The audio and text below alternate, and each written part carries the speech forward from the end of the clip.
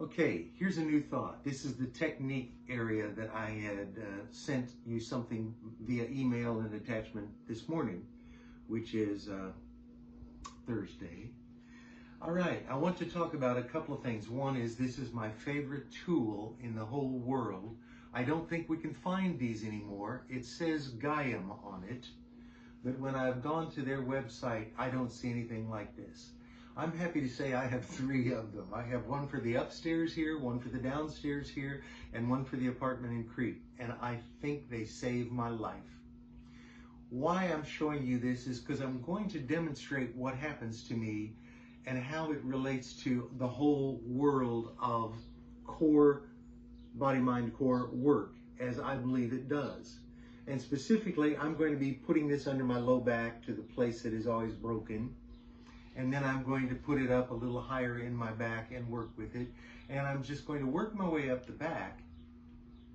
But what I'm going to do is look for those really A, stuck, B, painful, C, tight, 3, unknown. Those are the words for the most part. Any of those places, I got to try to figure out how to get better at getting into my place. And once we're into that place,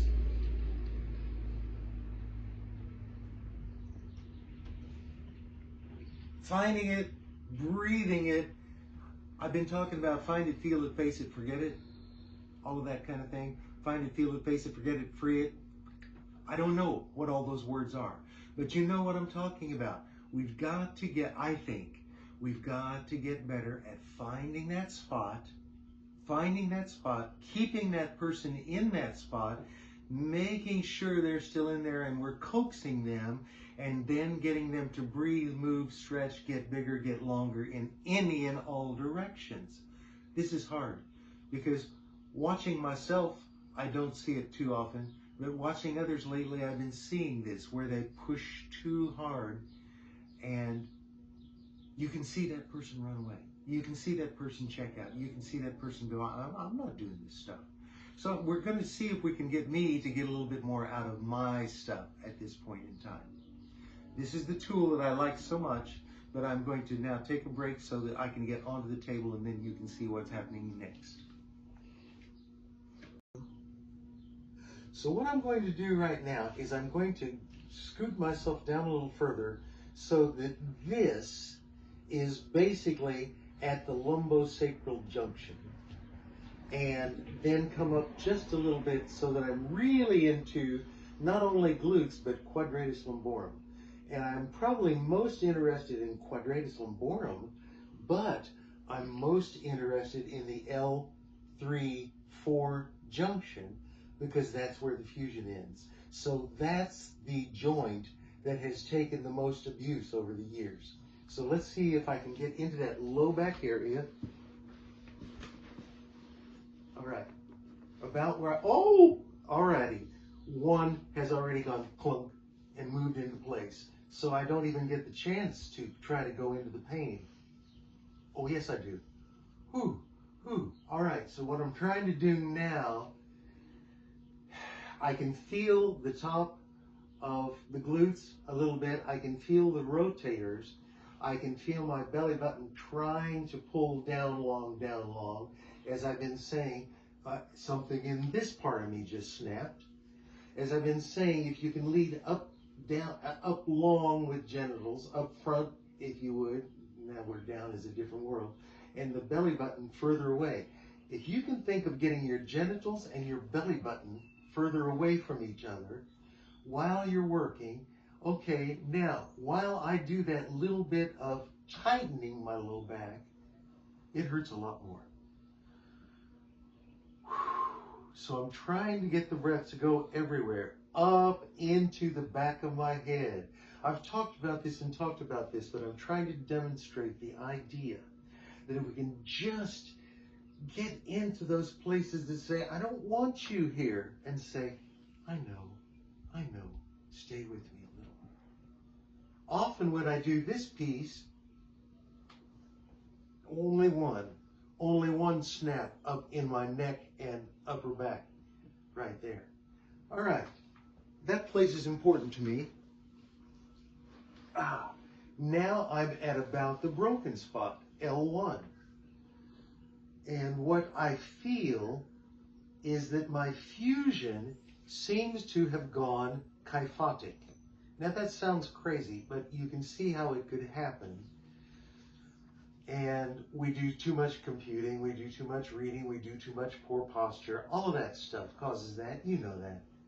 But what I'm trying to do now is get my head and neck up long, and pull it out of that space, belly button-ish. And right there, it's like, ooh, I don't really want to know about that place. Good, tell me more.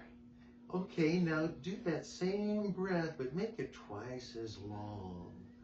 Okay, how could you get your belly button to stay down longer while your head decides to come up higher, higher, higher? Ooh! And where that hurts is over here. The more I play with this, the more I get that image that what we're really trying to do is start with Tom Myers' generic lines and find our own lines and find our own weaknesses, traumas, pains, tensions, whatever you want to call it. I don't care. I don't care what you call it. I want you to go look for that stuck spot and then figure out how to get better and better and better at helping them stay in it and working with it. This one's not bad. I've got a place at about T7, Dowager Hump, and maybe even C1. That's pretty good. Ooh, ooh. Oh, that was a good snap thunk. Breath. Always some movement when you can find it. I mean, you see me hold on to something and go, okay, come on, get in there, get in there, get in there. But there's something wonderful about this. Breathe it, breathe it, breathe it, breathe it. This tool is so great because I've been working with it in this direction, and now I'm going to go to the head and work with it in this direction. So now I'm starting at the top. If you remember, I think you all saw this, my stroke was right occipital. I've always had something weird in my neck, left side, and I've always had something tight in my occipital area, right side. I'm not sure, frankly. I had some good chiropractic work, I think, shortly before I went to Jamaica, and therefore shortly before that stroke.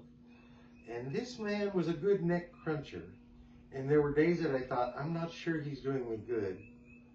Part of me wonders if I helped to create this stroke myself by accepting too much work. And as you know, me working too hard to make it better.